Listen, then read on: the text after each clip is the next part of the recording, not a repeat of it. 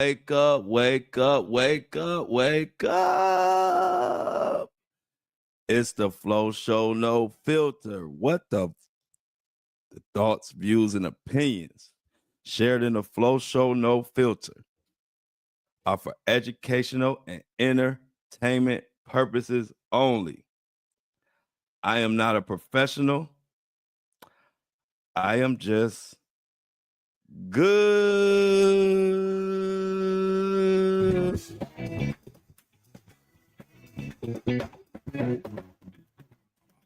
Wow. Wow. I don't know who made that little beat. Happy Taco Tuesday. And let me come clean to y'all. I ain't had a taco in a long time. All these Taco Tuesdays coming and going, and I ain't had no burrito ever since they gave me that bean burrito with nothing but beans in it. I'm scarred for life. I'm scared they're going to give me another bean burrito when I order a beef burrito. Anyway, hello. Dropped my mic on the floor earlier, and it just got some dust or something on it. It's getting on my nerves. I hate having my mouth by dust, but I just got to get a new mic cover or something. I don't know what the hell's going on. Good morning, good afternoon, good evening, good night, because y'all be watching my shit and listening to it all kind of time. So all of the above, welcome. This is another edition of the Flow Show, no filter. Got to do somewhat of a little deep dive today on the Little Rod situation. Diddy done got more charges dismissed. Half the world saying that this is a big victory for Diddy, and the other half of the world is saying it's worse for him. So you know what we're gonna do today is we're gonna dive into all the details. As they say, the devil is in the details. I'm gonna give you all the details. We're gonna go over the whole situation, and then you decide. Does this mean Diddy is cooked more? Benihana style, wasabi style, cooked right in front of us? Or is this a big victory for Diddy? So we're going to find that out today. If I have some time, I want to bring some a little awareness. Justin Bieber is sending more cryptic messages. Hopefully I'm able to get to that today. Hope everybody is feeling good. You know, as always, I'm feeling great. People say I'm always happy. I don't know if I'm always happy, but I'm happy 99.9% of the time. And then the other 1% of the time is when somebody do some shit and I don't like it. And I don't like it. Speaking of I don't like it, before we get into this Diddy mess, because this is a deep dive, so we're going to be on Diddy for a while today. No Diddy. Why we get so grumpy when we get old, as we get old? Why we get so grumpy? And why we be in denial? See, I'm in my older age, I've embraced my grumpy old man stage. I swear, and I don't like it came from. I'm just I get off my lawn, I just cut my grass, don't walk on through it, all that. Yep, I'm old. But everybody don't embrace it like me. So did y'all see Omarion? Y'all remember the dancing touch, dun dun dun, touch. Y'all remember that song and all them songs Omarion had. What else he had? Oh, yo, chick, come close to me, hum something like it's supposed to be, whatever. So Omarion was, just before I get to that, I did bring this up. Omarion is performing, and I guess people are sitting down in like the first 10 rows, or people are sitting down. So Omarion goes up to the front of the stage with his microphone like, hey, stand the fuck up. Stand the fuck up. You at a concert. I'm telling you, stand the fuck up. Stand up. And I'm like, damn, bro, relax. Who pays money to come to a concert to get cussed out by the talent? It just... When we get old, we just don't have no patience for nobody, do we? Omarion come on the stage, ain't been on the stage 5 minutes and cussing out the crowd. Omarion, man, relax, man. You get older, You gotta realize you performing, just perform. People pay money to come see you perform, not to get cussed out. But that's how it is when we get old and we get grumpy. I like it. It don't bother me. I think once you get old, that's what part of being old. You got the right to not give a fuck. You just say whatever. You don't even care no more. I'm old. Sit your ass down. Stand up. When you old, you just don't like when people doing anything that you don't like. Sometimes you might just want.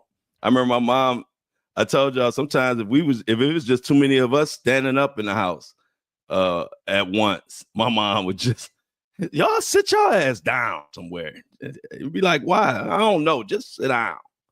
So, it's just part of when you get old. Embrace getting old. Ain't nothing wrong with it, y'all. And just say what you feel. The older you get, that's your right. That's what comes with being old as hell. I'm embracing it. I like that I can just say whatever. But anyway, speaking of saying whatever, this is the Flow Show, no filter. So the filter is off, and we about to get into this Diddy mess. It got a lot of people scared, a lot of people happy. And these are the type of stories that I like when they break, because then I get to come in here and just give you all the facts, and y'all tell me what the hell y'all think about it. I'm going to tell you what I think about it. But the public is definitely divided on this one.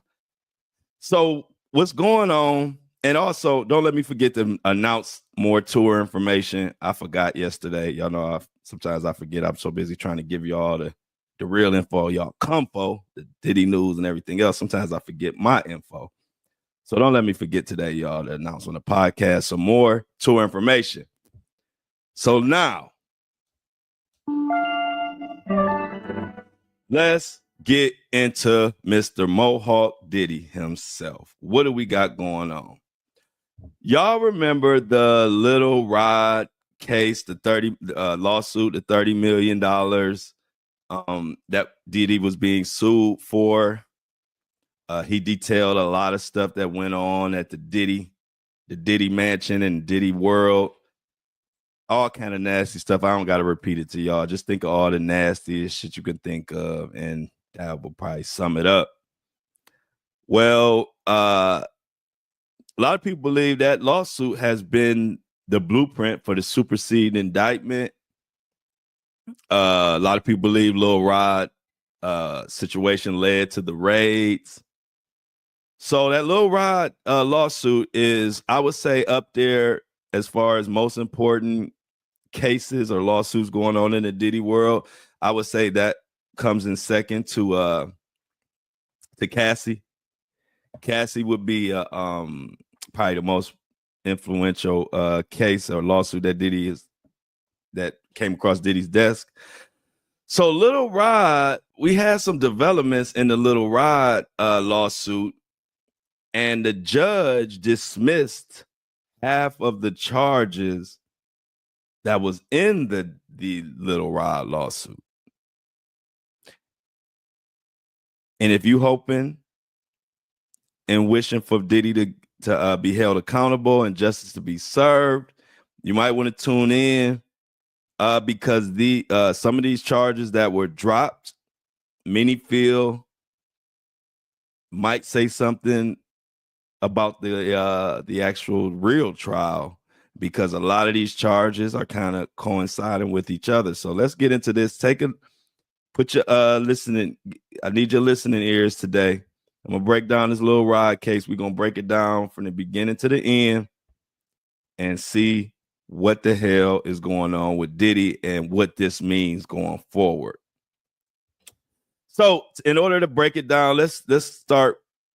For those that don't know the particulars of this Little Rod lawsuit, we're going to break it down. And then we're going to break down what the judge has dismissed and what it means. So the Hollywood Reporter did a nice article about the Little Rod's lawsuit. The title of this article is How Little Rod's Diddy lawsuit went from a GoFundMe to a $300 million scandal.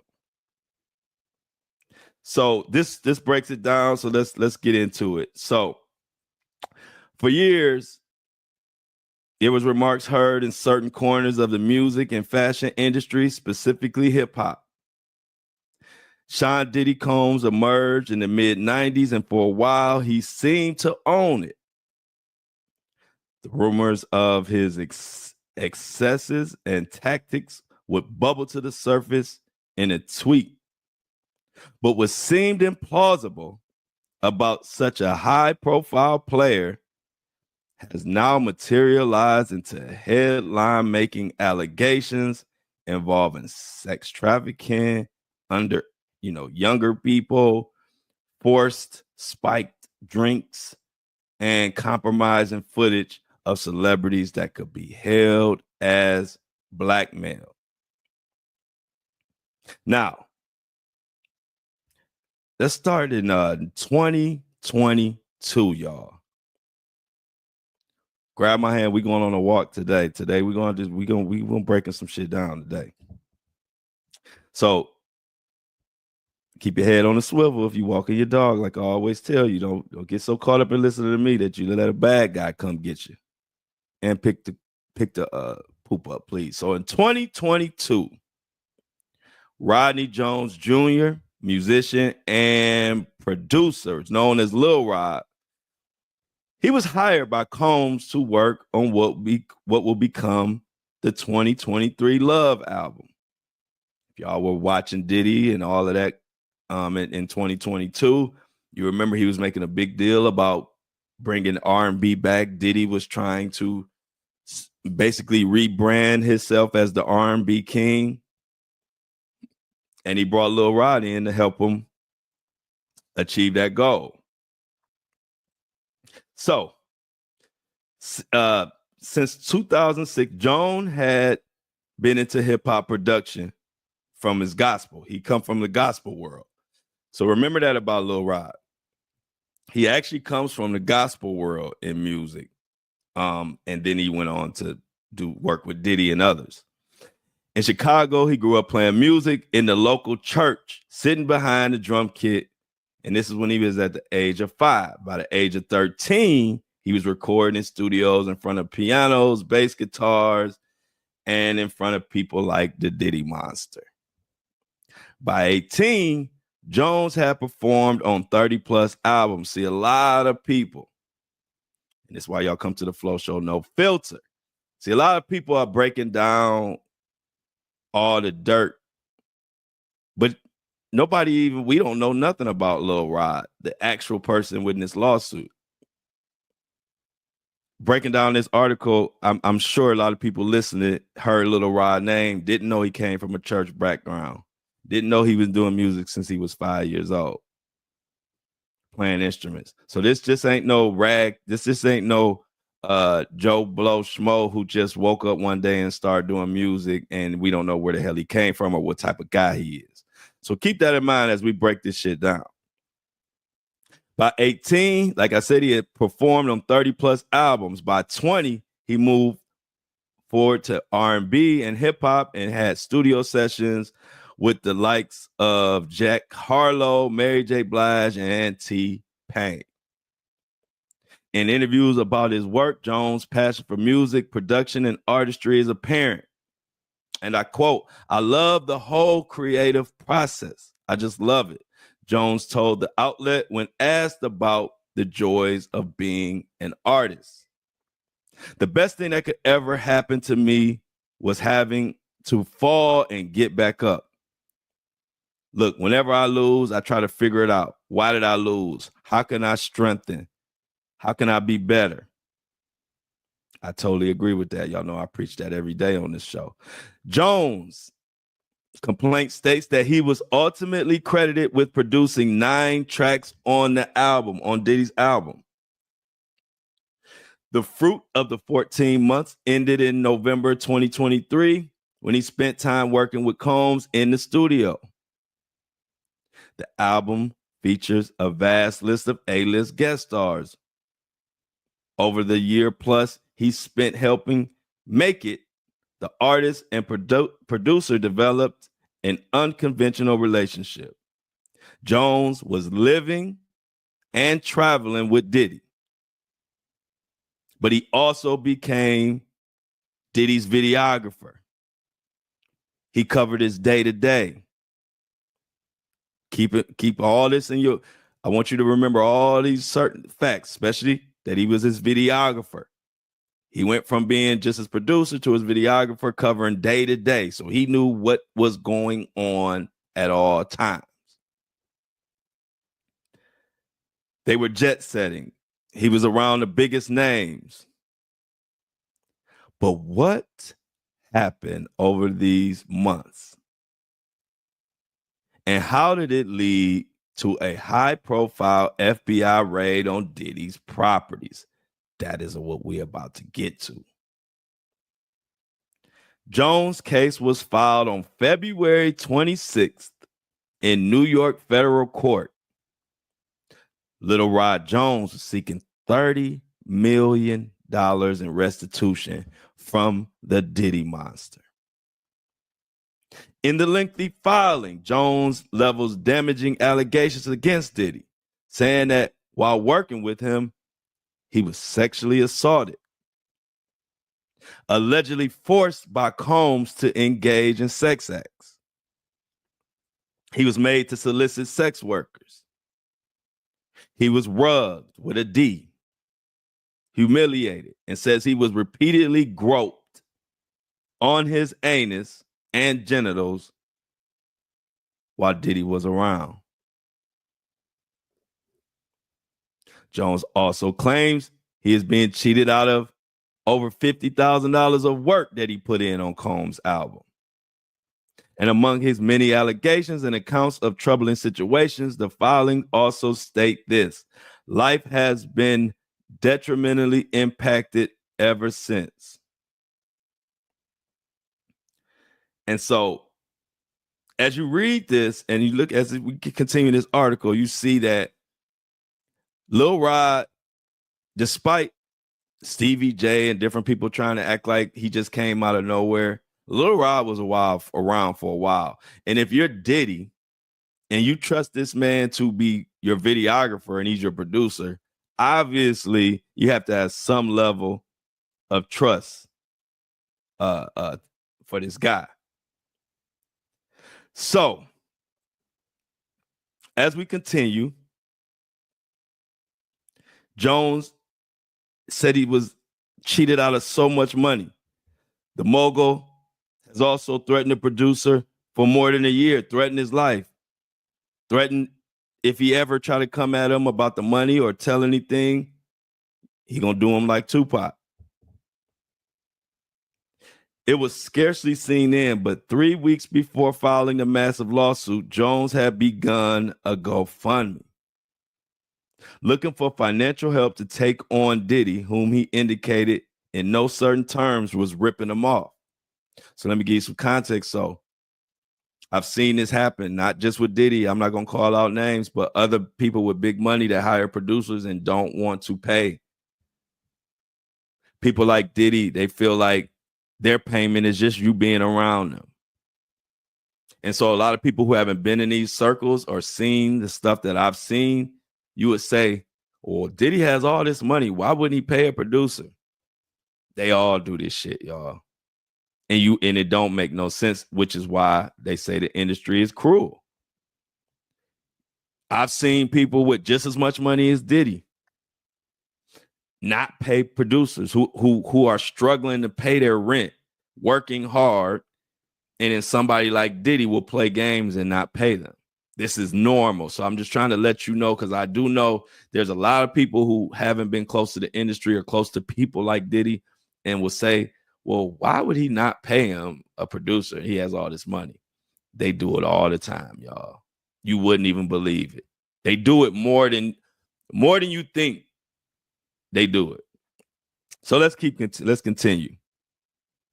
This is what he went on to say in the GoFundMe. I find myself fighting for my producer rates, money, publishing shares, and royalties for work done on this project.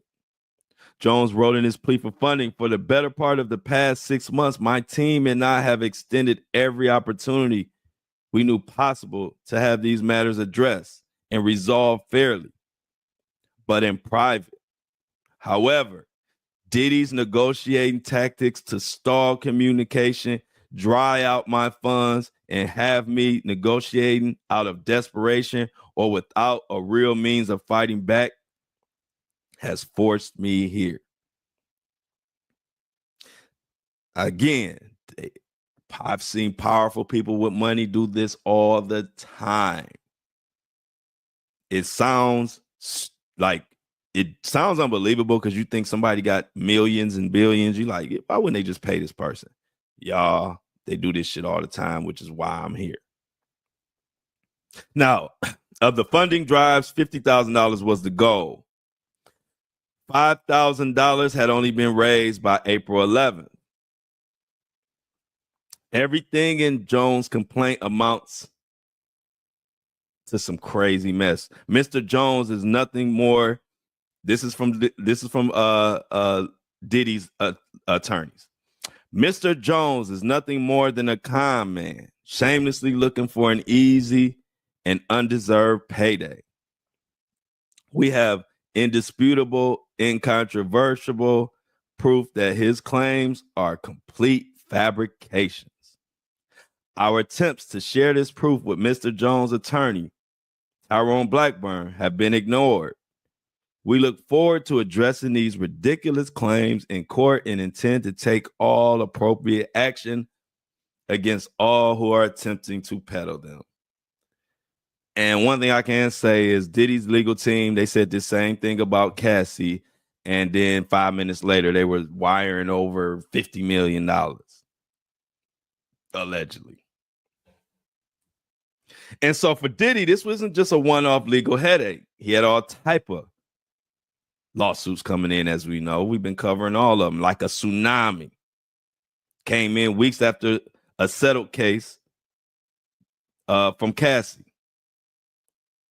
Like I told you, remember the two parties settled one day after she filed the explosive lawsuit about Combs raping her and ongoing physical abuse? Looking at these cases side by side shows similarities in the accusations leveled against Combs and similarities of how Combs' lawyers try to act like it ain't shit. And that's me talking. Y'all know they ain't say that in the article. The article goes on, Combs has denied all of the claims made against him. Lil Rod, he says Diddy says that Lil Rod is just for a quick payday. He said the allegations are sickening. The Lil Rod suit also names drop other major industry players and celebrities. Even Prince Harry makes a passing appearance in the filing. And since Jones went public, speculation has permeated all ends of gossip media. 50 Cent chimed in. Jay-Z got brought into the conversation.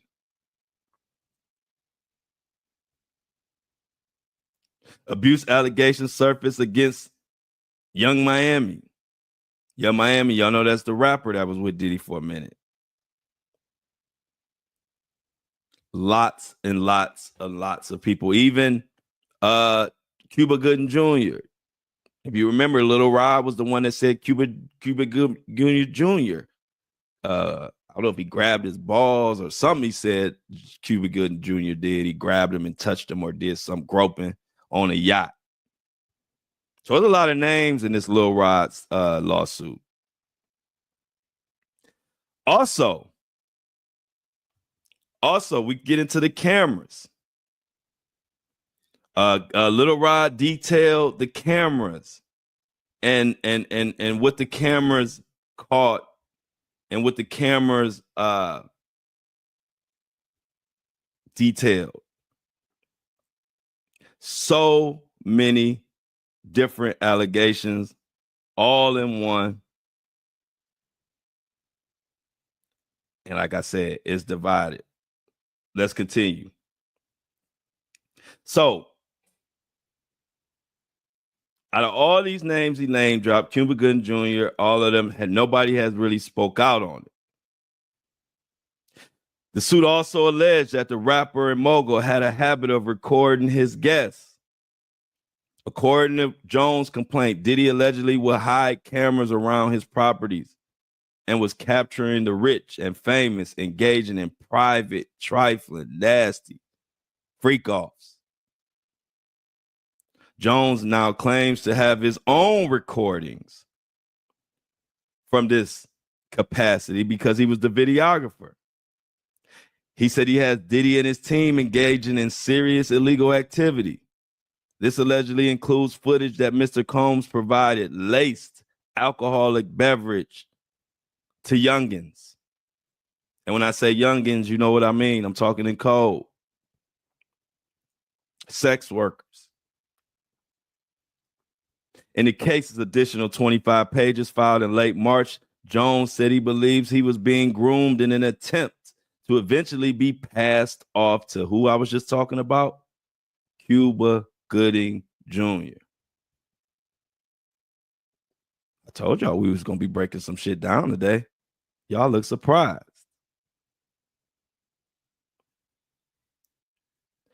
"25 pages suggested that Cuba wanted to get to know Mr. Jones better. Jones claims and describes an instance of being groped by the actor. We even get to Combs' chief of staff, Christina Coram of Universal Music Group, and the rapper's son, Justin Combs, were also added as defendant in this lawsuit. In the March 27 update to this case, this is one of the most explosive lawsuits that have came Diddy's way in this whole debacle. Now, Lil Rod's allegations against Combs are set to play in court. And that's where we are right now. Because now the court has basically dismissed half of the charges that were listed in this Lil Rod lawsuit. Now, what charges are we talking about? Which charges got removed? Which charges stay? We about to get into that. And what I want you to do is you decide for yourself, does this mean Diddy is cooked? Or based on the charges that they dismissed and based on the charges they kept, is this a big win for Diddy? Because that's the talk about everybody. So now that I done gave you some context of the whole Lil Rod lawsuit and what's going on, now we got a judge that's saying majority of the claims in producers Rodney's situation have been dropped. So let's break that shit down. This comes from US Weekly or Us Weekly, whatever you want to call it. Majority of claims in producer Rodney Jones' sexual assault lawsuit against Diddy are dismissed. Article goes on to say multiple claims against Sean Diddy Combs in the $30 million lawsuit filed by music producer Rodney Lil Rod Jones were dismissed Monday, March 24th, which was yesterday. In a February 2024 lawsuit, Jones accused Namogo of all the stuff we talked about previously. He also included Christina Coram and Justin. But in a court filing on Monday, New York federal judge Paul dismissed 5 of the 9 claims in Lil Rod Jones's lawsuit. Among the charges dismissed is a RICO claim. So there was a RICO claim in this lawsuit, and now the RICO claim has been dismissed in this case. That might be telling. Also, the judge claims he dismissed the claim that he wasn't paid for his work on Diddy's 2023 record, the Love album. Combs' alleged refusal to honor the contract with Jones is not itself a RICO act, even if the contract breached resulted from Jones's refusal to participate in Combs' alleged racketeering scheme, the judge wrote. This is per Rolling Stone. The judge also dismissed claims of negligent and intentional infliction of emotional distress and breach of contract. Diddy's company, Combs Global, was dismissed from a charge claiming violation, and trafficking claims against Diddy and Korn were allowed to proceed. Sexual assault and premises liability claims against the defendant will also proceed. So check it out. Already we see that some major parts of this lawsuit were dismissed. You know, the RICO, that's major. The paying of not paying him. See, that's not something you really could, you know, put in a RICO. If somebody don't pay you, that ain't a RICO. That's basically what the judge saying. But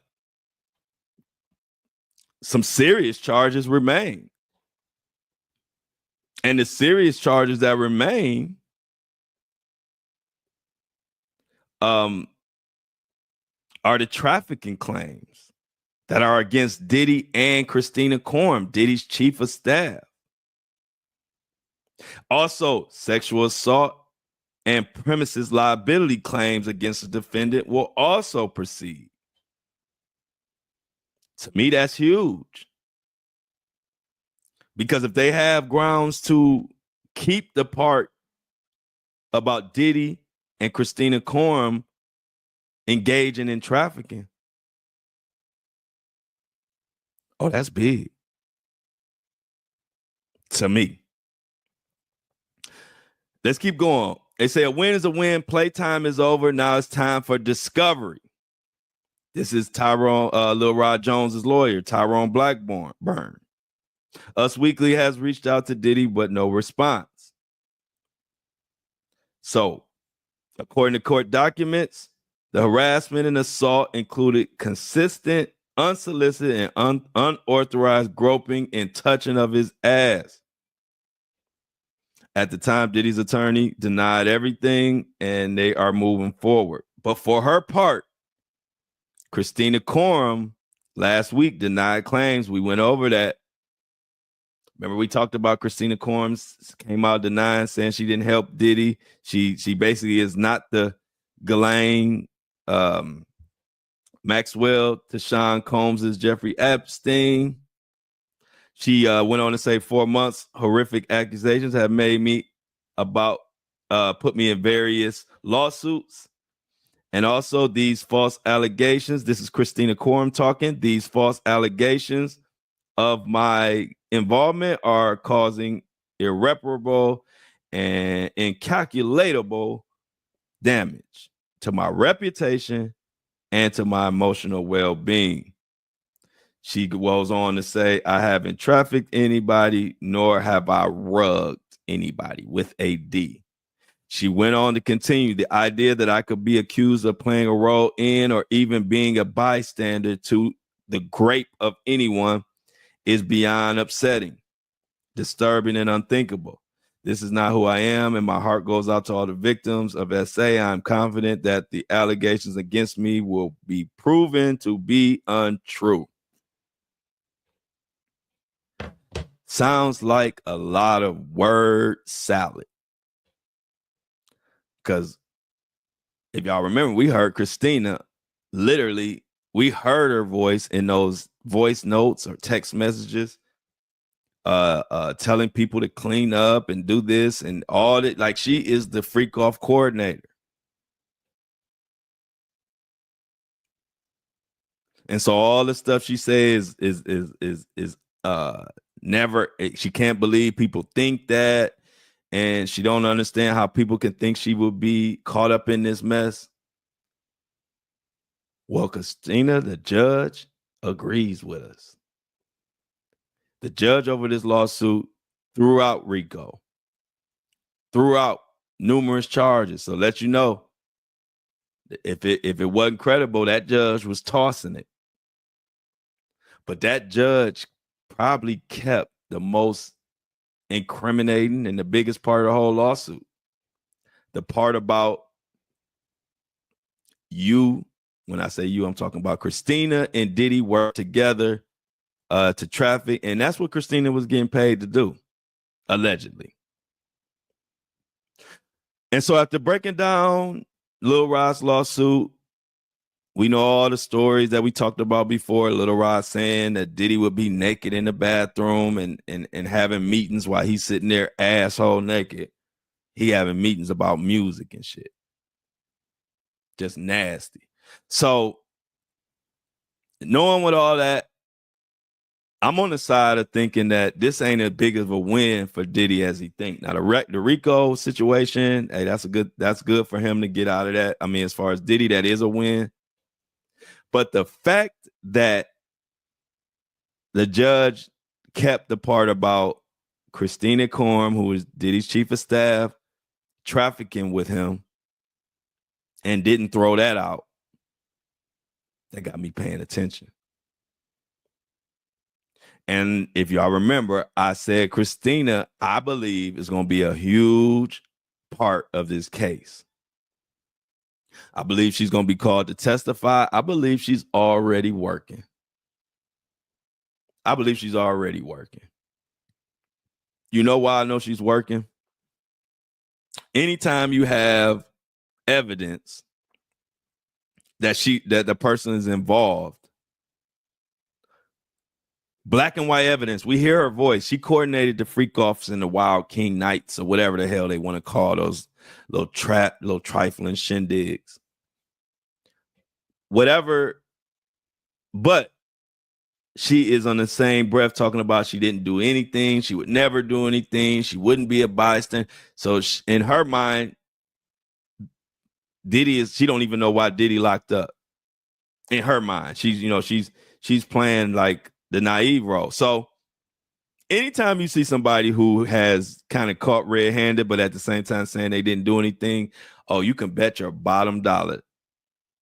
You can bet your bottom dollar that they about to be telling, singing, get them the microphone, and they gonna start singing. Barry White, Luther Vandross, Prince, Michael Jackson, pick any of them, they're gonna start singing just like that motherfucker. So I'm calling it now. Watch Christina be a star witness in this case. And so I don't know what y'all think as far as the Lil Rod situation. Do y'all think that's a huge win for Diddy? Or do you think, like me, the fact that the judge actually kept the lawsuit and the charges in the lawsuit of saying that Christina Korm and Diddy did trafficking together, I think that's pretty huge. I think Diddy would have liked if that got thrown out too. I mean, that's a major one. That's what everybody's paying attention to, the trafficking aspect of this whole thing. So we're gonna definitely continue to watch this Lil Rod situation and figure out where Diddy Monster goes from here. And stay tuned. But we got another update of one of the cases that we've been following. I've been covering. Got me banned on TikTok. The Luigi. So they still running Luigi through the ringer. And anytime we have an update on the Luigi Maggioni case, y'all know I'm gonna bring it to y'all. This is one of the most important cases of 2025. Diddy is one. This Luigi case is has a lot to do with how our healthcare is going to look going forward. This case right here is basically healthcare versus the people. The people, meaning me, you, us, we trying not to get screwed. The healthcare industry is trying to continue to screw us. In between all that, we got this guy named Luigi who has become the poster child for this movement. this movement of that we're tired of this shit. And that's what you see going on in this Luigi case. So what's going on right now, Luigi is fighting for the ability to use a laptop or to have his laptop so that he can research and fight this case. For those that don't know, really quick, Luigi Mangione is the suspect in the case where the Brian Thompson, the healthcare United Healthcare CEO, was gunned down in basically broad daylight, New York. And they saying that Luigi is the one that did it. Public is on Luigi's side because the healthcare industry has been ridiculous. The healthcare industry is diabolical. So let's check out what's going on with Luigi. And I think, didn't they give Diddy his ability to use his laptop?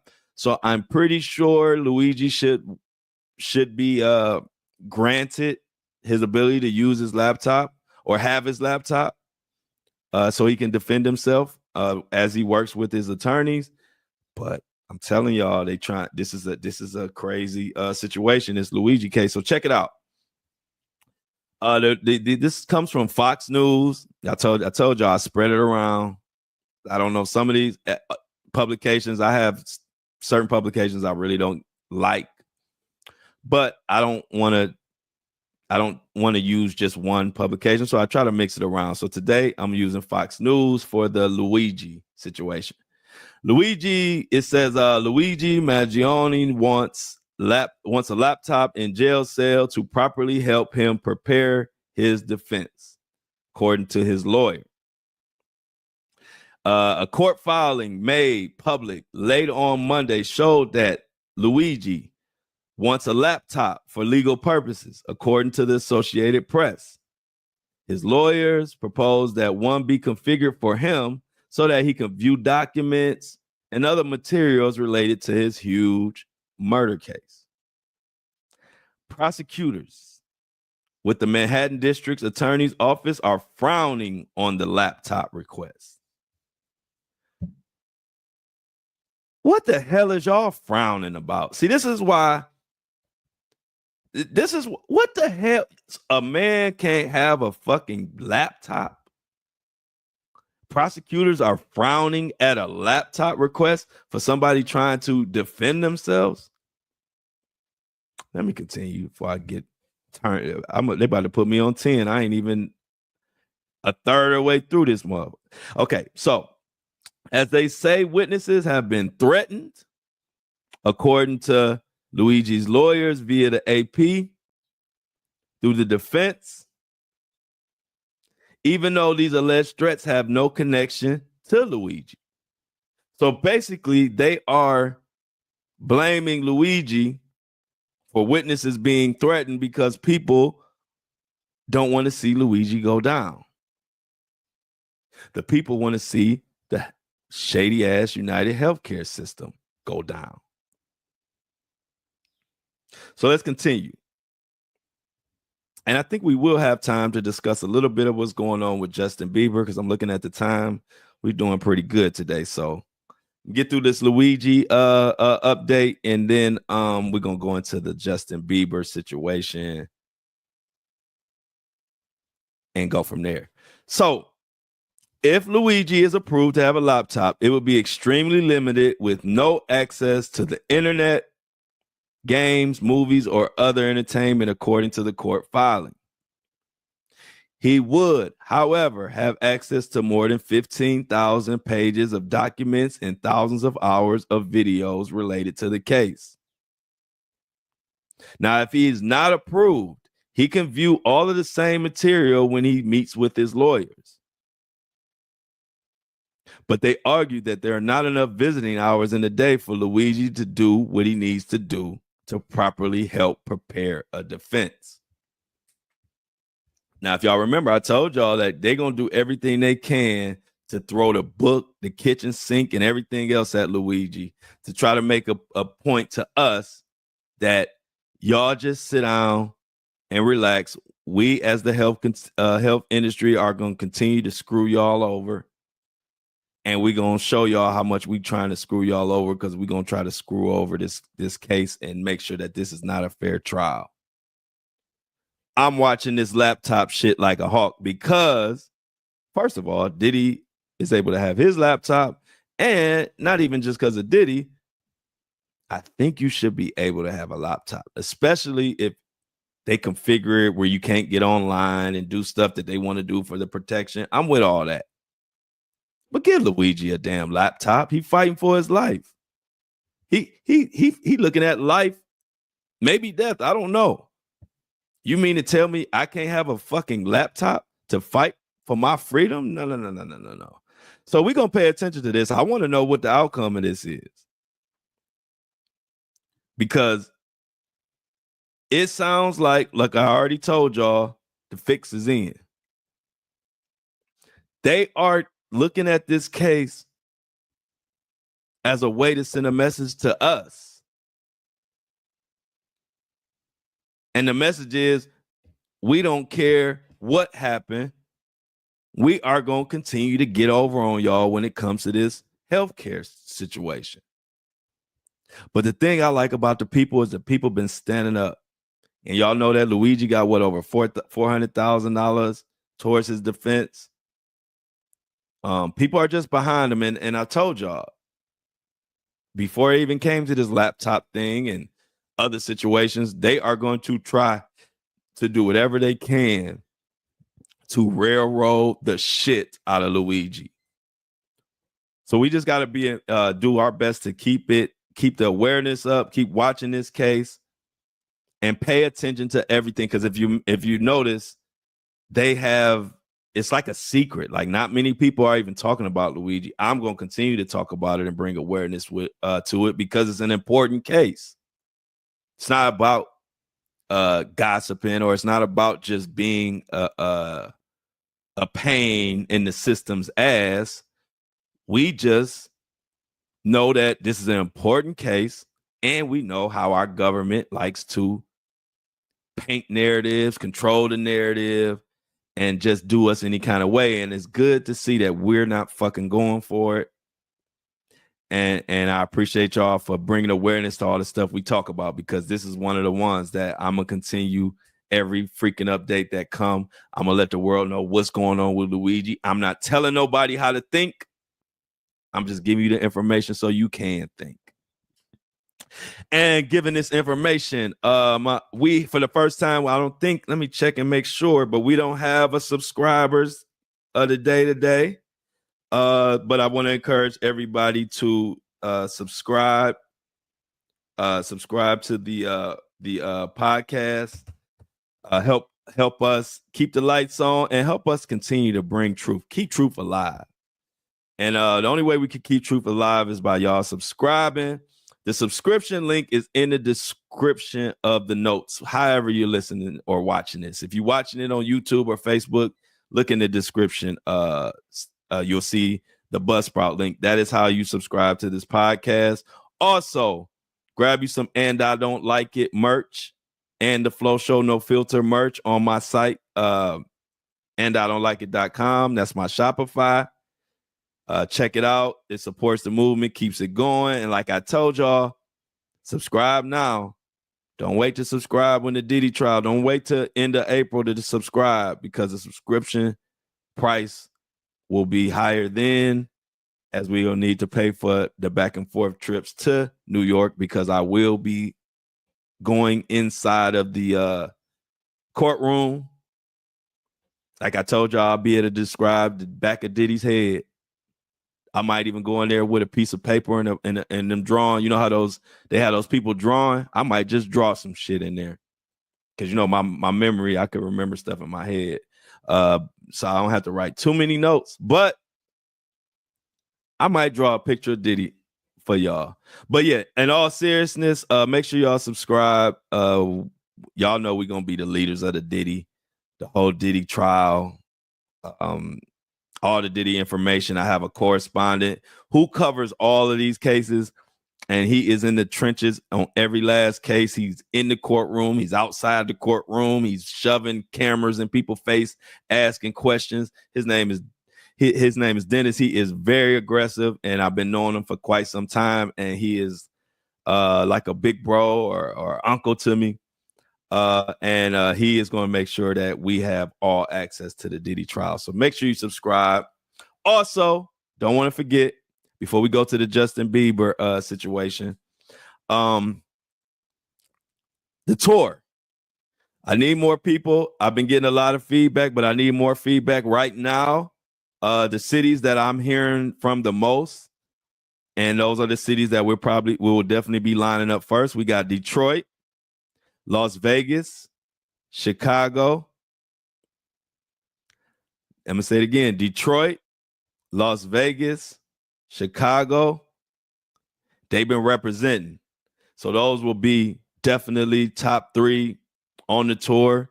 I've actually been hearing a lot of people from New York and LA, of course. So New York and LA is there too, but everybody in between, y'all need to send me some messages.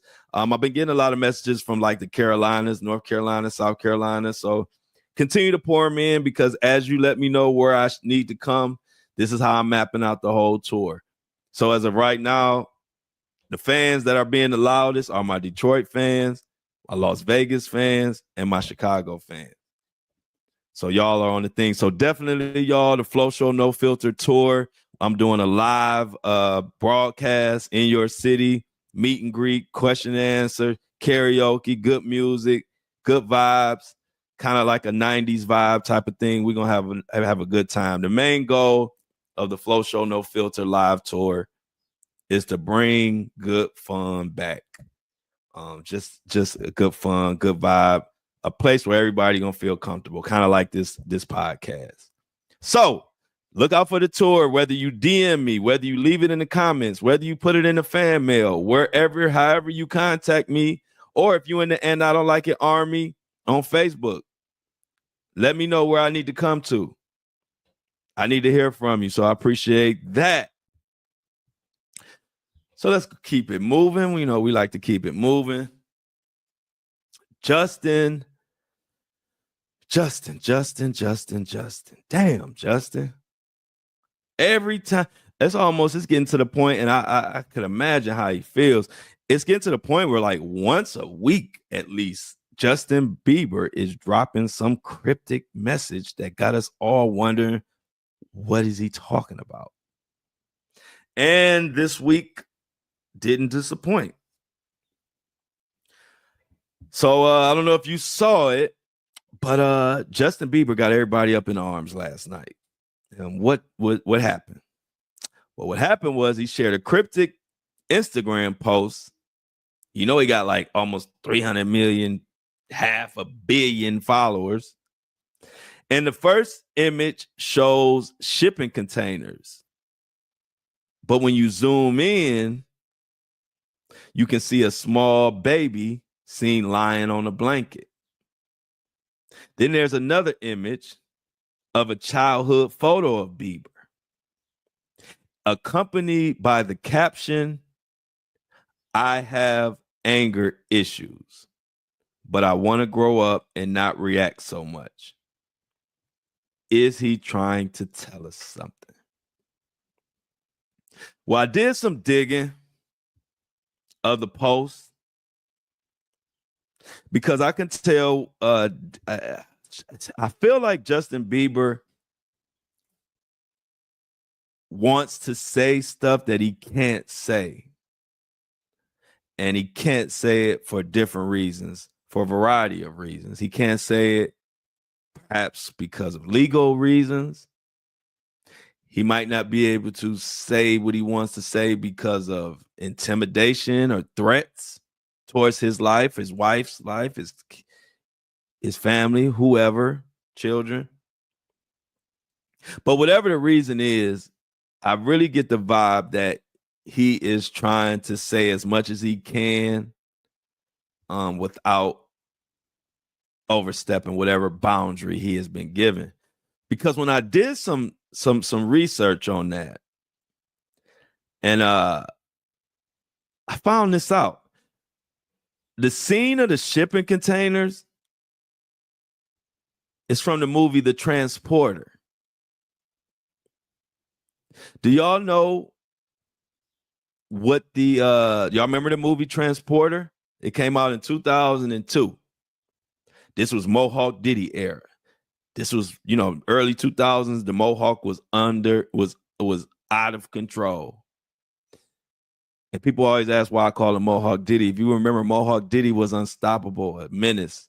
Mohawk Diddy once ran a 30-mile marathon for charity on a bum knee and a torn Achilles or some crazy made up mess. And I think he ran 30 miles in, I don't know, a day. I don't even remember, but the story is of folklore. It's like the Mohawk Diddy in early 2000s was out of control. That's why I call him Mohawk Diddy. But anyway, I'm getting off track. Every time I think about the early 2000s, I think about that damn Mohawk. So, 2002, this movie comes out called The Transporter. In this film, the main character, Frank Martin, played by Jason Statham, is a professional driver who transports goods without asking questions. One of the iconic scenes involves him discovering human cargo inside a shipping container. Y'all ain't listening. Let me back it up for those that weren't listening, because I know it was a few of y'all that wasn't listening, because we all got attention span problems, including me. So let me go back for those who drifted off. In 2002, there's a film called The Transporter. In this film, the main character is a professional driver that transports goods. One of the iconic scenes involves him discovering human cargo inside a shipping container, which matches the imagery in the photo. The caption mentioning, "Are you ready to?" But it doesn't say what. So, is it just a coincidence that Justin Bieber left a cryptic message and left these cryptic pictures? A picture of a transporter, a picture of a shipping container, then a picture of a baby watching it laying on a blanket, and then a picture of young Justin Bieber. And it just so happens that the movie Transporter involved people transporting bodies, could be kids, children, who knows, transported them, and a lot of people didn't know what was going on.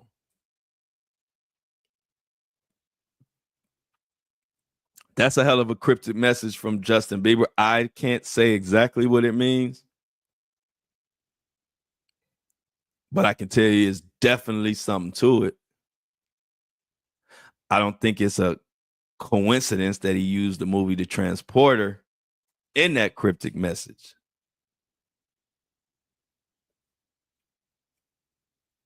So I don't know if it's because we're getting closer to trial time. I don't know exactly what's going on in Justin Bieber's world right now. It could be a million things. But I do know we are getting these type of messages that we have to decode. We're getting them once a week now. And it seems like they're coming more frequently as we get closer to this Diddy trial. So if you support victims, if you're a Justin Bieber fan or any of that, go check out his page. Tell me what you think about the post. I think it's definitely worth taking a look and seeing what you see in it. Like I said, I see the movie Transporter. We know Transporter, people were being found in shipping containers. And the people who were driving them didn't even know that there were people in there. Some of them, I don't know, some of them might have knew, some of them didn't know. But we definitely need to keep a close eye on Justin Bieber. Definitely. But before we get out of here, let's see, make sure if today is one of those days. I think I finally didn't forget anything. Let me make sure. Let me go through my notes. Wow. See, this is why I go through my notes. One last thing. I don't know if y'all remember Jam Master Jay, but this is just some quick information I want to throw out there for all the hip hop heads, all the Hollywood heads that have been following all these mysterious deaths. Well, Jam Master Jay was one of the original mysterious deaths.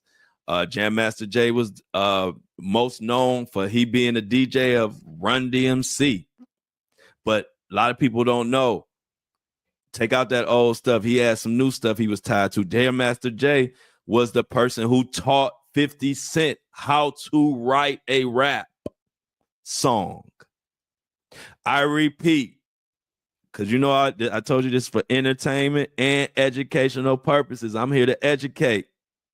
I know for a fact there are a lot of listeners that did not know Jam Master Jay taught 50 Cent how to write a rap song.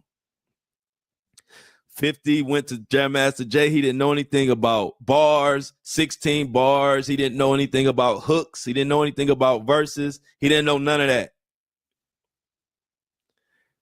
Jam Master Jay taught 50 Cent. Oh, yeah. So y'all, when you come here, you're going to learn. Like I said, that's the thing about when you listening to somebody covering the culture who've been living the culture. It's stuff that I know and I'm going to bring up just in natural conversation that these other podcasts and YouTubers ain't going to bring up because they didn't live the culture. I lived the culture. I lived, ate, slept, and breathed the culture before I even knew I would be recovering the culture. So what happened to Jam Master Jay? He was mysteriously killed. Everybody loved Jam Master Jay. He was one of those people that when he was killed, everybody was like, what the hell? He's like, who would kill him? And so just so happens that the person who was finally picked up, and this is why conspiracy theories, you have to pay attention to them because a lot of times they are conspiracy until they're found to be true. Then they're not conspiracy anymore. And me and a lot of us knew that there was somebody close to Jam Master Jay took his life for silly, stupid reasons. And this person actually got away with it for about 20 years. This is Raider Online. Really quick, this is just an important case. It's funny that the person who killed Jam Master Jay is also 20 years later serving time with Diddy and Luigi. Ain't it crazy how this stuff works? So the person who slayed Jam Master Jay after 20 years finally was picked up and he's serving time with Diddy and Luigi. But the news is he done got poked up in there. And I can't say that I'm mad. And so just to give y'all a little update, Carl Little D. Jordan, age 41, who managed to elude punishment for over 2 decades, quickly got a taste of jailhouse justice when he was shanked in a brawl at notorious Brooklyn lockup that also cages Sean Diddy Combs and Luigi Mangione. And I don't condone violence, but I condone this violence a little bit. I condone this violence a little bit. I don't condone violence, but like I said, I condone this violence a little bit, just a tiny bit. Because why the fuck did you kill Jam Master Jay, Carl Little D. Jordan? And not only did he kill him, but he was able to be free for 20 years after he did it. Because everybody was saying it was a conspiracy that we were calling out this person from the very beginning. I thought he would never be taken in. And here we are 20 years later, and his stupid ass getting poked up. And that's what his ass get. And like I said, I don't condone violence. I just condone it a little bit in this case. It's a little bit. A source inside the Metropolitan Detention Center said Jordan, who is expected to recover, was likely the target in a brutal attack and now will presumably be put in protective isolation as he is still a marked man. He ain't gonna make it. The people love Jam Master Jay. I'm gonna say it again. He taught 50 Cent how to write a song. 50 Cent is a treasure to us. How much free entertainment has 50 Cent given all of y'all? I'm just trying to give it some context because people don't be acting like they don't be putting enough respect on Jam Master Jay's name because he from that old school era, and we like to just dump our old people and just move on to the new people. We love Jam Master Jay. And it pisses me off that the person that took his life was able to be free for 20 years. But he ain't gonna make it long in that New York prison, y'all. And to this day, do y'all know this guy Jordan? And this is how how misguided our youth are. Jam Master Jay was a man of the community.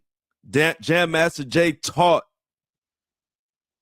not just 50 Cent, but all rappers. He had an open door policy at his studio. Just a good guy. Good man. And do you know this little fucker Jordan took him out when he was only 18 years old? I'm talking about Jordan was 18. Imagine being a grown-ass man helping the world and being gunned down by an 18-year-old who you had been trying to help. Let me give you some more context. This wasn't a random killing. This was someone that Jam Master Jay looked out for. And his reason for killing Jam Master Jay was because this 18-year-old felt like he was cut out of some phantom cocaine deal.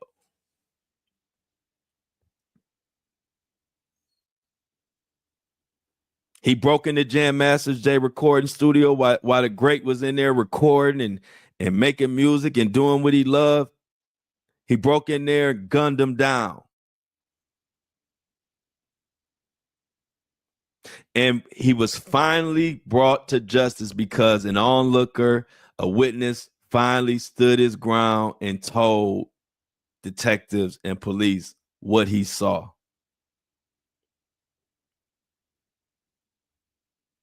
So many people feel like this creep escaped justice, but he's finally in.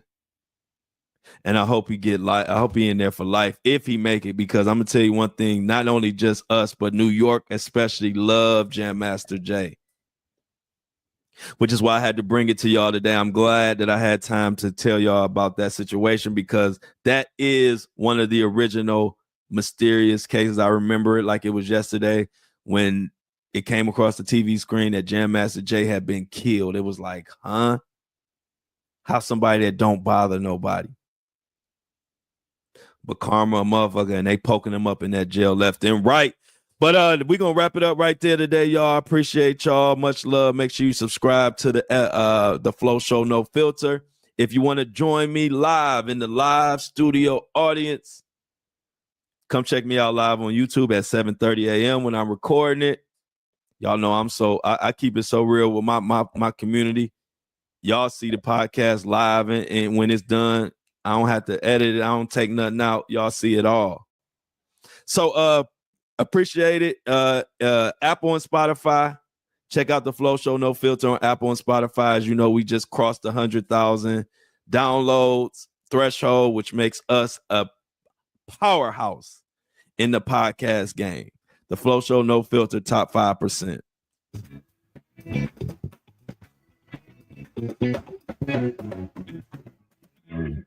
As always, I love y'all. But I'm out.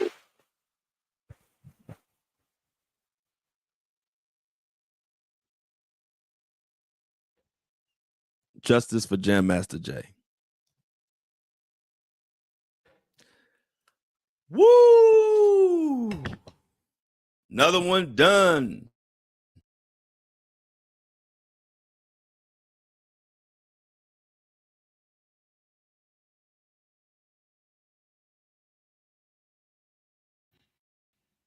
Boom, boom, boom. Another one bites the dust. Won't. Another one bites the dust. We got another one, y'all. Let's get Apple and Spotify together right quick.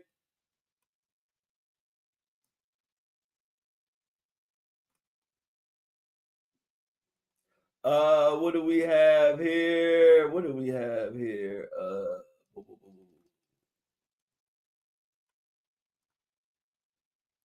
All right, y'all. So I'm getting Apple and Spotify together. How's y'all feeling today? Thank you, Nadreema. Thank you, Diamond. Y'all know I try to bring it. Y'all know I try to bring that heat every day. I ain't gonna turn on this microphone if I ain't gonna bring the heat. Oh yeah, we gotta do a huge celebration. 500K is gonna be a huge celebration. Appreciate y'all. Appreciate you, Diamond. Always, Lauren. I appreciate y'all. Y'all know I love to sing. Y'all know I love music.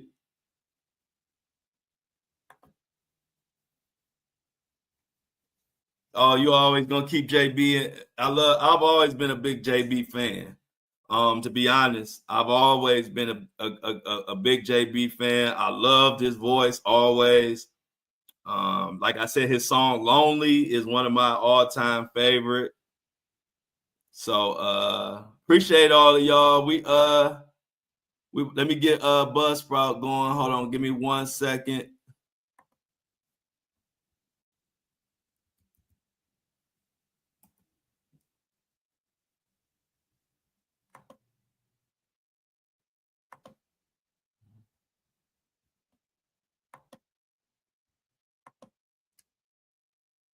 Come on, 325 open. All right, Apple and Spotify is loading up. Thank you, mini me. Yeah, I love being an early morning show. I'm an early morning person anyway. A lot of people be like, you would have even more people if you did it in the evening, but I don't want to do it in the evening. I like doing it in the morning, so we're gonna always have a morning show. I love the mornings, and nobody else does a show in the morning. So we will be the only morning show because most people in our world don't really get up this early. So I use it to my advantage.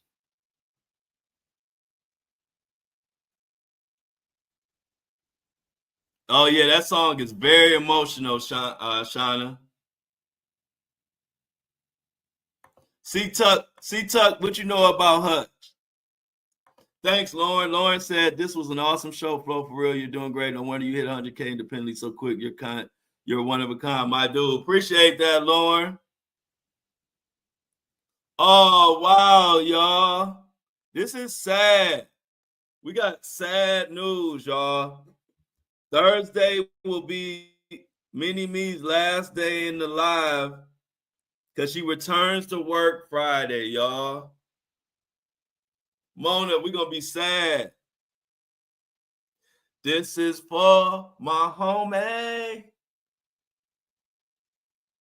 This is for my homie.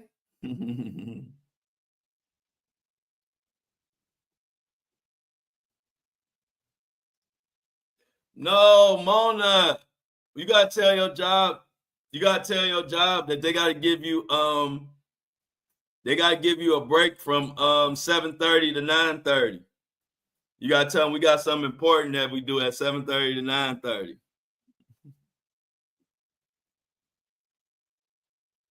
Shauna, you don't know that song. Shauna, you don't know that song. That's a hood classic. It's not gonna be the same without Mona. It ain't gonna be the same without Mona. I'm sad. This is for my homie.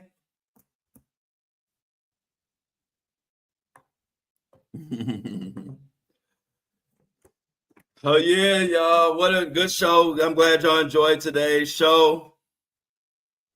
I'm glad that what's his name? What's the guy name? Jam Master Jay. I'm glad to update everybody on Jam Master Jay because you're not gonna hear that from nobody else. Guarantee you're not gonna hear nothing about Jam Master Jay from nobody else. I guarantee you that. They only cover what everybody else covering. Dang, she can't even use AirPods, y'all.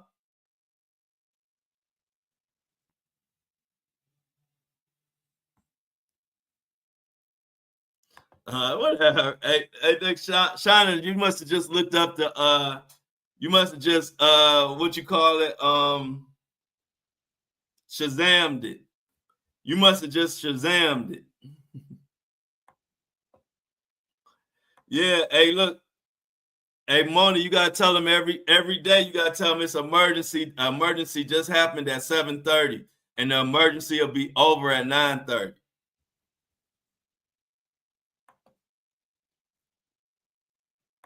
Who gonna remind me? You gotta tell them who gonna remind me. Who gonna remind me to upload the show? Cause Mona always remember. The Apple and Spotify, they not gonna get their show. They gonna be like, Flo done forgot because Mona done went back to work. Shauna Finney. In that gangster lean. In that gangster lean. In that gangster lean. Yes. So what we got, y'all? Hey, look, this is gonna be a sad week. We only got Wednesday, Thursday. We only got 2 more days with Mona. See, nobody, because they not, man. They not gonna talk about. They just talk about what everybody else talking about. People just talk about what everybody else talking about. They not talking about Luigi. They not talking about the update in Jam Master Jay. They only talking about Diddy because everybody. I was talking about Diddy when nobody was talking about Diddy. That's why people try to say is, man, you just talking about Diddy. I'm like, man, I was talking about Diddy when y'all wasn't talking about Diddy. When y'all thought it was just celebrity gossip, I was talking about Diddy. Now everybody want to talk about him, and then y'all want to say, I'm just talking about him. Nah, I've been talking about him. I don't talk about what everybody talk about. I talk about what needs to be talked about. So, like I said, I was covering Diddy when people thought it was just gossip and didn't think that Cassie had a chance. I was talking about it then. People wasn't talking about it. They thought it was just gossip. They thought wasn't nothing gonna happen to Diddy. They thought it was a waste of time. Then all shit started hitting the fan. Then here come everybody covering it. Then they want to say something about me for covering it.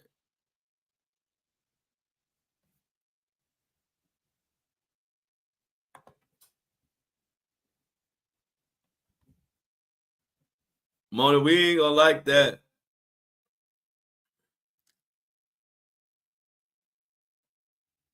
Exactly. And see, that's what Kingdom, from the time I started, I realized that I don't want to be one of those people that just talk about what happened, what's trending every day, and just keep moving on to the next case and next case. Because I think that don't do nothing. That's just somebody who just want to talk. So when I talk about a case, we gonna see that motherfucker all the way through. That's why I don't just talk about stuff and just move on. I kind of stay, and that's been my, even on social media, that's been my approach. is not just not just announce something that happened in the case, but actually cover it all the way through, especially if it's an important case. So yeah, that's been my secret to my success, and I'm gonna just let them keep doing what they're doing.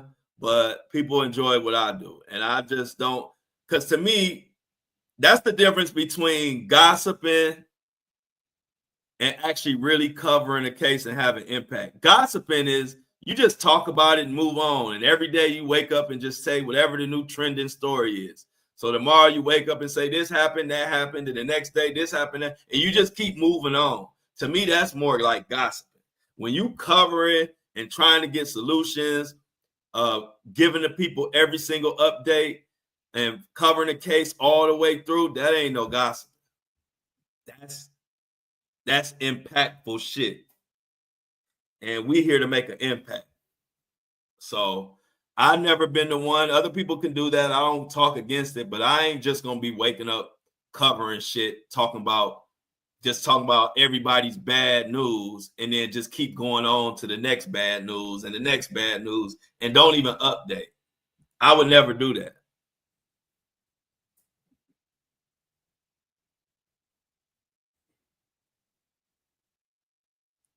So we're gonna continue to cover that Jam Master Jay, that breaking news, that just happened. That just happened. All right. Mini Me got some updates for us. Let's check out the 2-minute drill with Mini Me. She said TMZ is dropping the downfall of Diddy, his defense on Tubi, March 27th. Okay, so that's actually Thursday. So we'll probably cover that. Dang, hey, Mona, you gonna miss it because I'm probably gonna cover that on Friday. If it drops Thursday, I'm probably gonna cover it and recap it on Friday. So we're gonna miss you. We're gonna miss you, Mona. What else you got for us, Mona?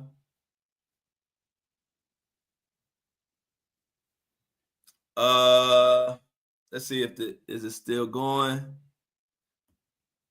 It's still loading. According to Mini B, U.S. to import millions of eggs from Turkey and South Korea to ease prices. I personally wouldn't trust it, and I don't like it. Y'all don't want the eggs either. Y'all, hey, look, South Korea can keep their eggs. Let's figure out another plan. I like that they're trying. I like the effort. But I don't like the execution. So let's try somebody else's eggs. Okay, more than 100, according to Mini Me, more than 160,000 counterfeit U.S. forever stamps were seized in Chicago. What y'all got going on in Chicago? What the hell y'all got going on in Chicago?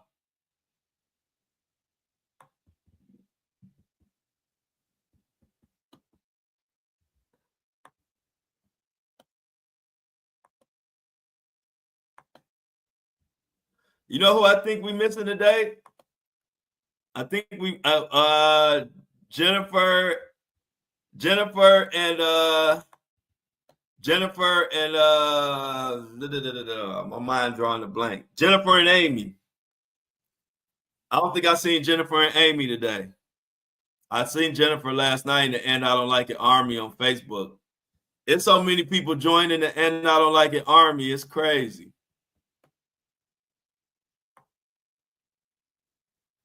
Let's see what else the other news we got going on, y'all.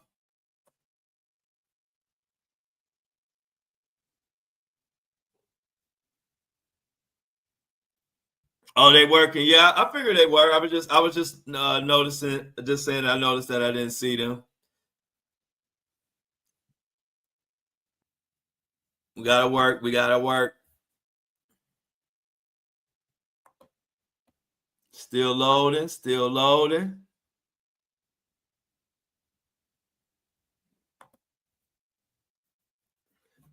Breaking news, Jen was here. She's at work, and Amy had to take her daughter to take a state test.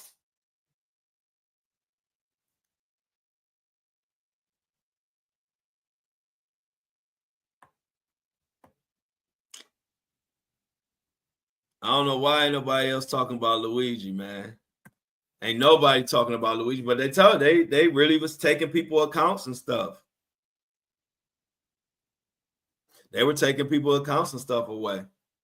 So people stopped talking about Luigi. Trump yesterday announced 25% tariffs on any trade with countries that buy oil or gas from Venezuela to pressure Venezuela over alleged trend de Aragua. I don't know what that is talking about.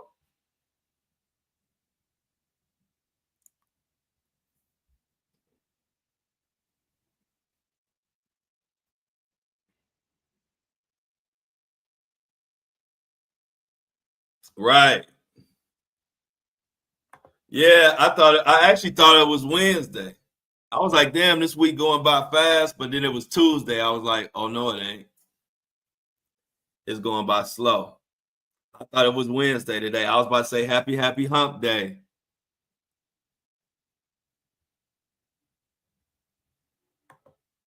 Trump officials text war plans to a group that chat in secure app that included a journalist. Yeah, I did see that. They was asking Trump about that, giving our secrets away. 23andMe has filed for Chapter 11 bankruptcy and announced the resignation of CEO and co-founder Ann. I don't know that last name.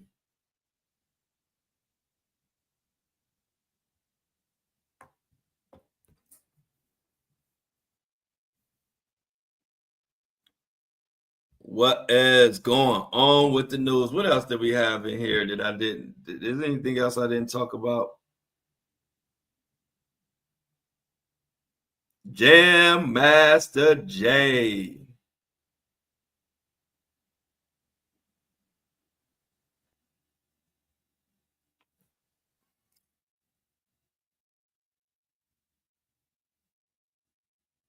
Oh, thank you. Thanks, Diamond. I got a pretty good memory. My memory is pretty good. Now I see they talking about the Lil Rod situation. I'm trying to see if anything broke, if any news broke, but nothing really broke that we needed to talk about. Nothing right now. I'm looking through my notes. Man, one thing about Facebook, it's gonna tell you when somebody's birthday is, ain't it? You should never miss a birthday on Facebook.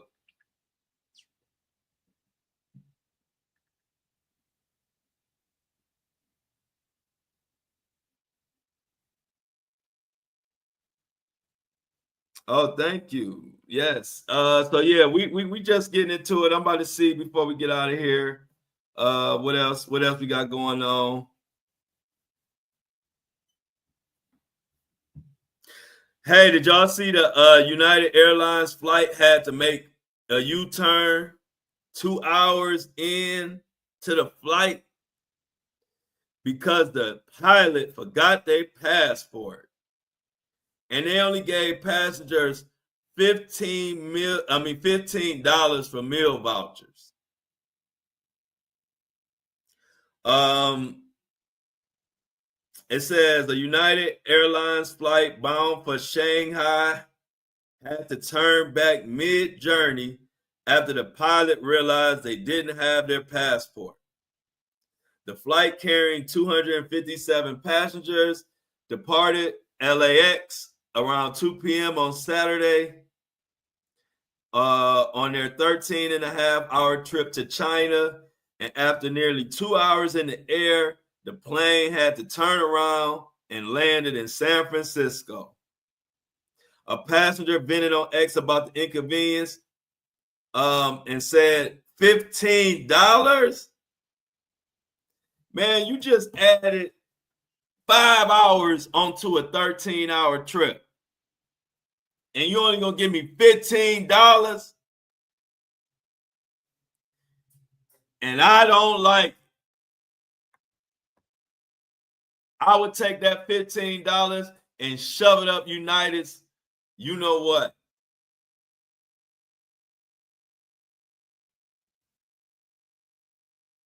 Take that and shove it up. $15.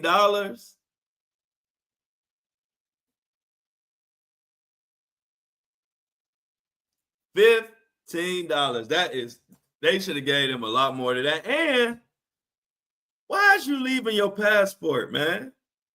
You a pilot. You know you gotta have your passport.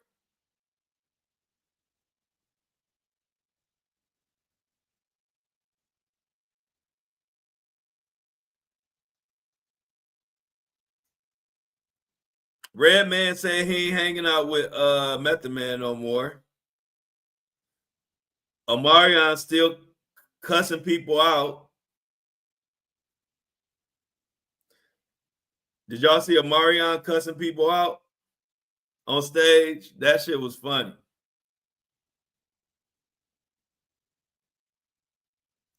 It's been pretty slow though. I ain't gonna lie. This kind of been a slow news week. Right. $15? That is, man, why are they so cheap with accommodations now these days? Like, damn, you added a whole, because you got to think, you went 2 hours. No, shit. You added, well, 2 hours is going to have anyway. So, boom. Yeah, you added like 4 or 5 hours onto somebody's trip. That ain't worth $15 to me. You add 5 hours on to my trip. I want $50 at least. And I'm only saying $50 because you got to give it to everybody. So I understand they can't give away too much money, but $15 is a smack in the face. I wouldn't even fly you no more. Spirit would do better. I'd rather fly Spirit, because if they did that, they're going to give you more than $15. What the hell can you buy with $15? You can. Is there anything you can buy at the airport for $15? I don't think it's anything you can buy. I think the minimum is like $18 for anything. Oh yeah, thanks, Mini Me. See, hey, the show ain't gonna get uploaded when Mini Me. Once Mini Me go back to work, and it is ready. Thank you, Mona. So I'm working on it right now, getting them loaded.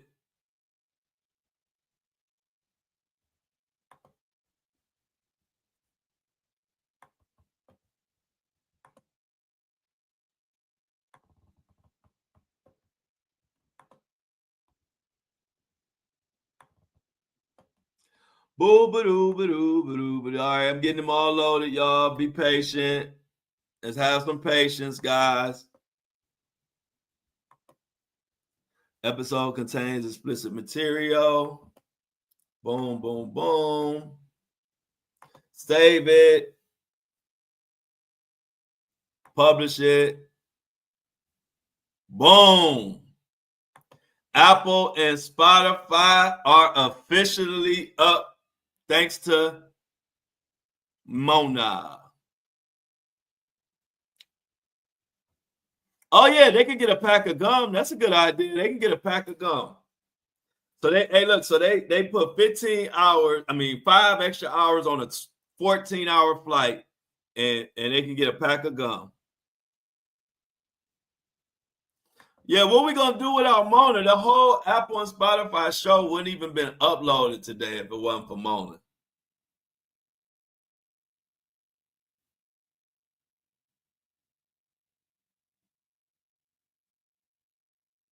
Oh, look at Jennifer, y'all. She was just sprinting a stretcher through the hospital.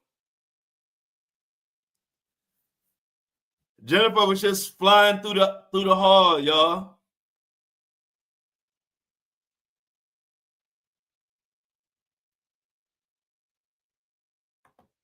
Yeah, who gonna call out the ghetto hoes on Friday? That's a good question, y'all. We gonna need somebody else to call out the ghetto hoes now. Mona ain't gonna be around. Everybody thank Jennifer for all she does.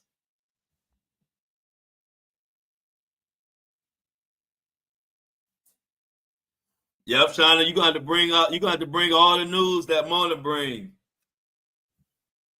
And you can't miss one story. Anybody trying to do Mona's role, you can't miss one story. If you miss one story, you done fucked up.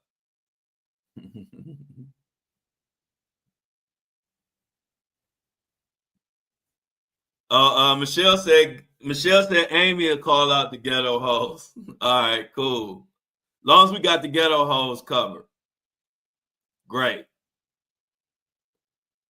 I appreciate y'all for taking care of the ghetto hoes.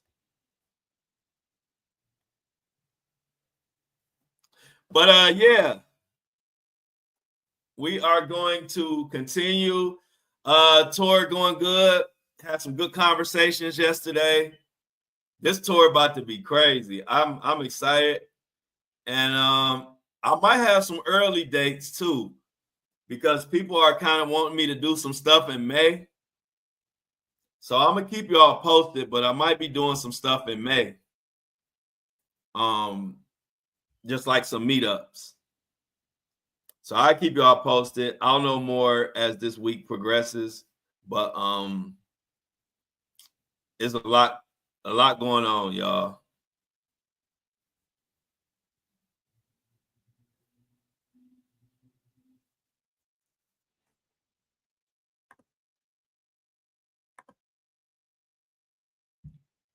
Yeah, y'all. So what else going on?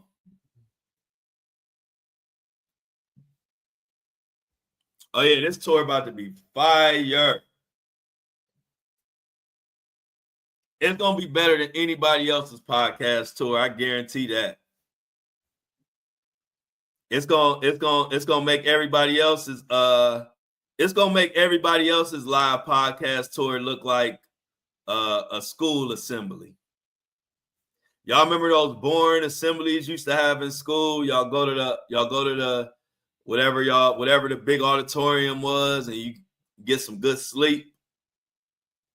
That's what the other podcast live tour is gonna look like compared to mine. It's gonna look like a child elementary assembly about opera. No, I didn't see that one. I gotta look it up. Oh, I love skate rink party. That's a good idea, Amy. I like that idea, Amy. I love to skate. I'm a pretty good skater too. I love to skate.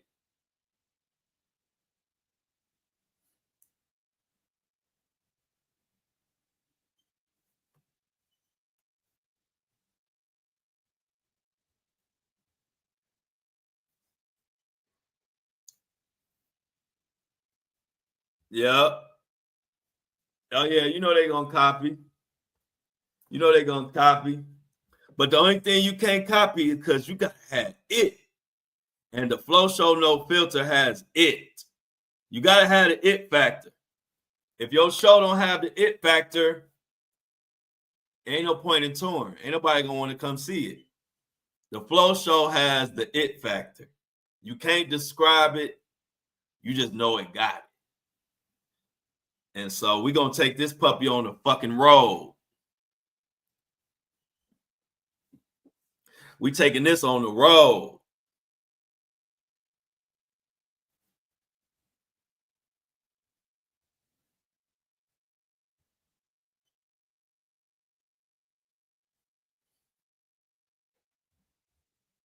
Yeah, skating would be a good idea. A good concept to bring somewhere, a skating party.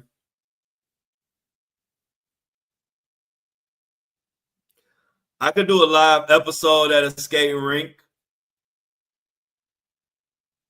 I could do a live episode while everybody's skating. Oh no, but they be playing music and stuff though. So I can't be doing it while the music going.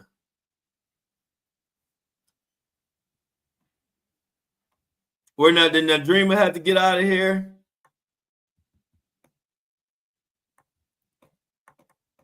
I thought I saw, yeah, I did see Not Dreaming. Did she have to get out of here?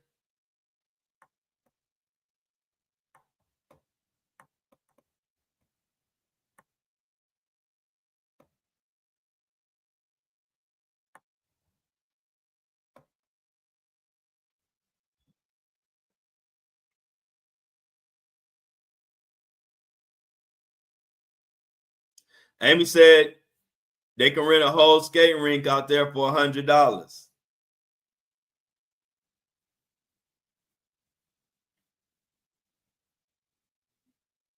That's sweet. Definitely got to keep the idea. You might have to put it in the and I don't like it group thing where we trying to keep all the ideas at. Amy. Amy, you got to go to the flow show. Go to the and I don't like it army and put that suggestion in the put it in the the thing Jennifer made.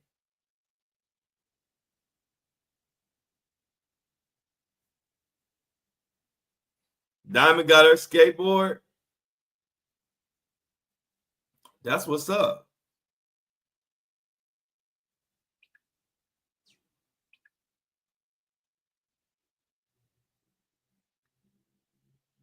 As we let the time go.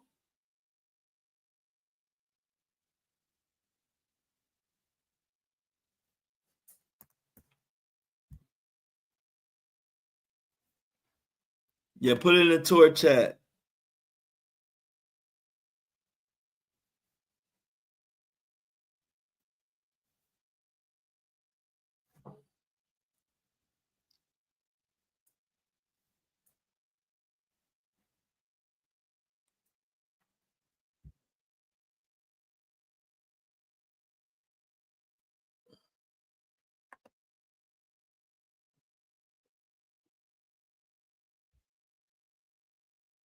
Amy scared? I ain't never heard Amy scared.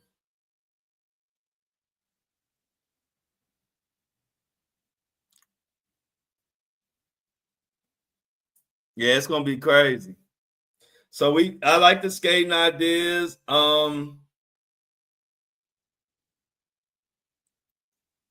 Because the skating is a good idea because you can kind of do the show before and then like kind of skate and do all that afterwards, and we can do the meet and greet and stuff like that. I think that's a good idea.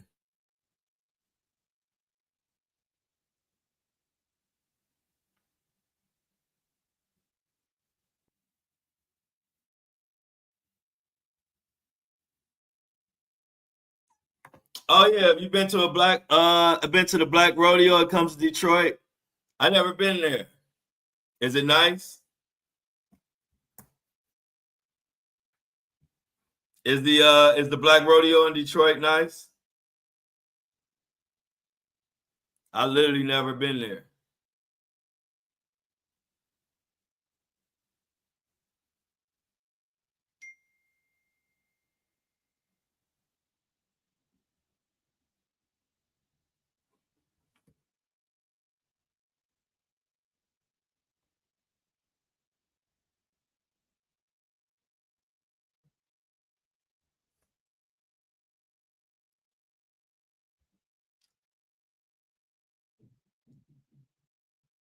Trying to find some I was looking for this one story I wanted to discuss.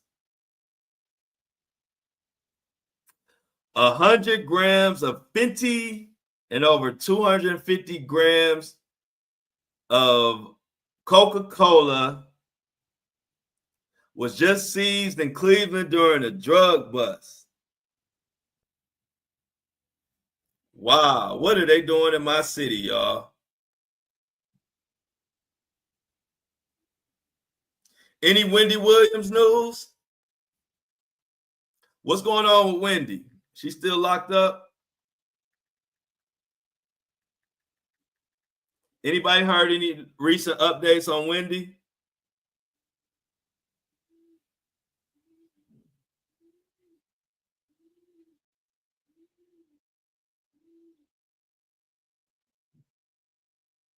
Y'all heard any news on Wendy Williams?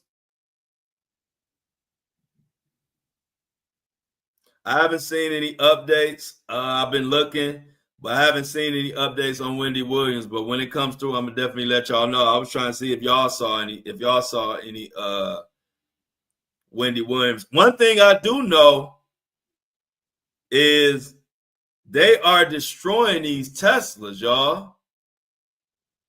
Have y'all been paying attention to all the vandalism going on with the Teslas?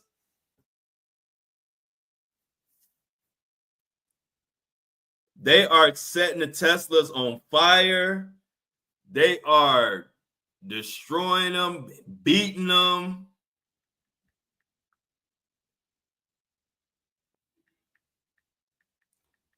What y'all think gonna come out of that? What y'all think about the Tesla thing?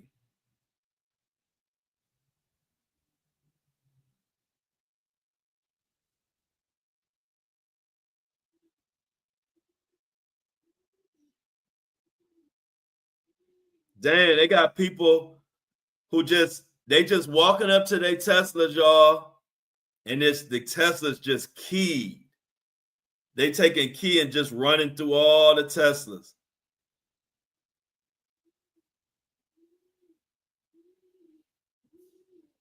And they blaming it on liberals. They saying that the liberals are unhinged. This is their words, not mine.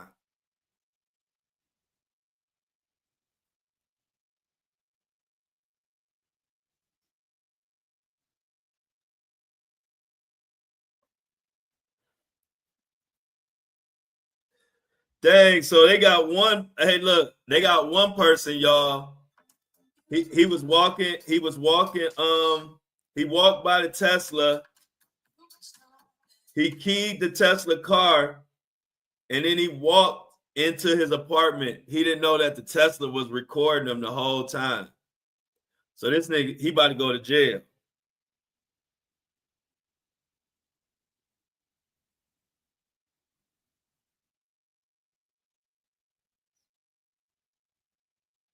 Man, they are keying the hell out of these Tesla cars.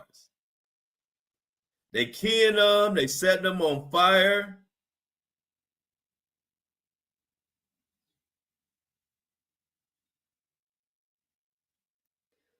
This is getting serious. This is getting serious, y'all. I don't know what's gonna come of it.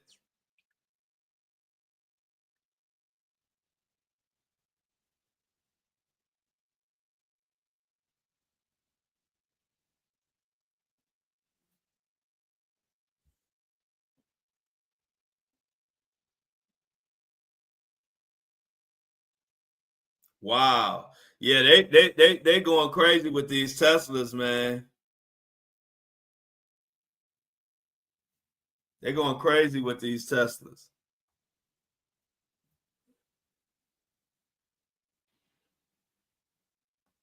So I don't know. I don't know what's gonna happen with them, but I know Elon Musk probably gotta be pissed off because they are dropping the values of those Teslas like crazy.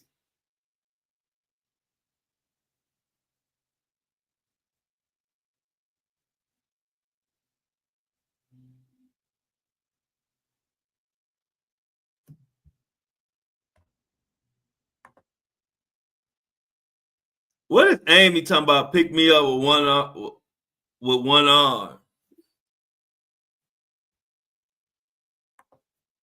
JD Vance saying Elon making them look bad, saying he's not American, he's South African.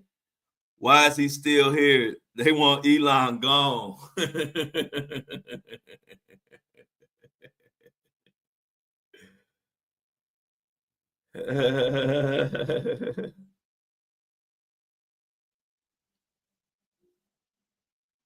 Yeah, they definitely want Elon gone, y'all. They want Elon ass gone. They tired of him. Yeah, they had JD. They say Vance tired of Elon Musk.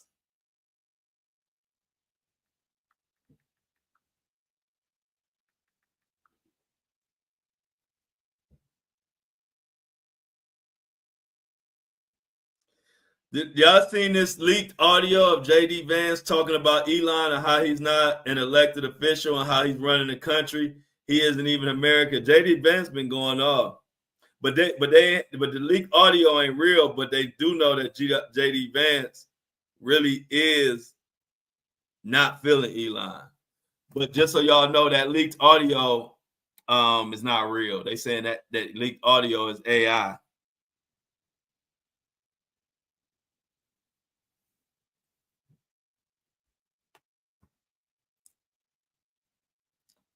Man, it's been a crazy day in the news.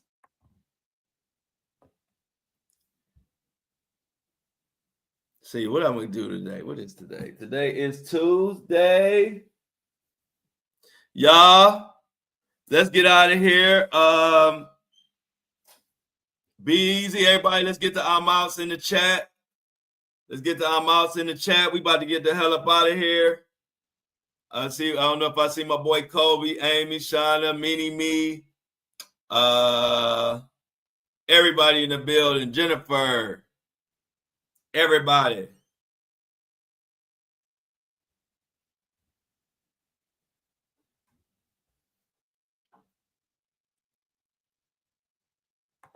Everybody love y'all. We out. Shauna said she out. Michelle out. Jennifer out.